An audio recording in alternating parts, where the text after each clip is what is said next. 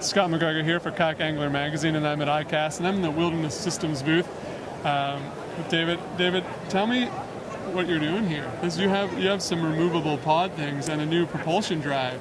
Or propulsion system.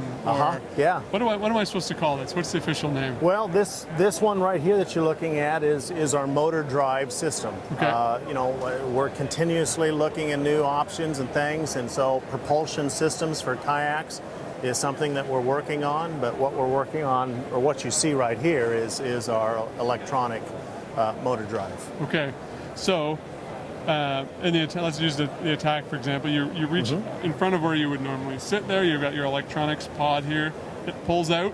Yeah. And then in goes your motor drive. Let me kind of talk to you a little bit about it. Yeah, this is something that you've seen. We've had out the Threshers, which we introduced last year. We've got the Attack now. This is a new system that we're using both for electronics and just storage in a boat. We've had a lot of great reviews on it, and as we start to develop new boats and things in the future, this is going to be something that'll be a standard feature in those boats. Electronics, particularly for fishing, has gotten to be a huge part of kayaking. And so going from just purchasing the boat that's going to have this flex pod here in it, to being able to go and look at the various systems that are out there for GPS fish finders. So this one we put the Lowrance unit on, but it's very self-contained. The nice thing about this is if you're out paddling, you can just take this thing, put it in your boat, and you're good to go fishing in. It's all self-contained. We've got our battery inside, all of the wires are inside, transducer on the bottom, and our monitor on top. Right. And to just be clear, we'll show it later on the boat, but this drops right through into the water. It does. When this thing's removed, you've got a hole in your boat, and this fills that hole. Yep, it does. Yeah, the same one where the other flex pod went through, but there's a scupper hole at the bottom of it. This part is under the water, so it's reading, you know, what you're seeing underneath the water. Perfect. One of the things that we wanted to develop with that is that this was something that as people buy more boats, and particularly boats with this type of a setting in it, this allows them to take this and go from one boat into another boat. Again, we've got an Attack here, and if they've got the Attack and they're doing more lake fishing, and they have it in that, but they want to go offshore and they've got a Thresher, they can just pull it from this boat and put it in that boat, and everything's self-contained. Right. Very user-friendly for that. You don't have to buy two units, you don't have to wire it up to another boat, you're set. Yeah. And for me, for example, if I'm fishing in the lakes or if I want to go fish in the river and I don't want to have my transducer hanging down below, pull this out, drop in just a standard. Yeah, put this one back in it and you can store whatever else you want in there. Just use it for storage space in the boat. Great, so let's talk more about the motor drive. Yeah, as we worked with that space, we started looking at what other options do we have. Propulsion is also a big thing for kayaks right now, and so we've been working on an electronic motor.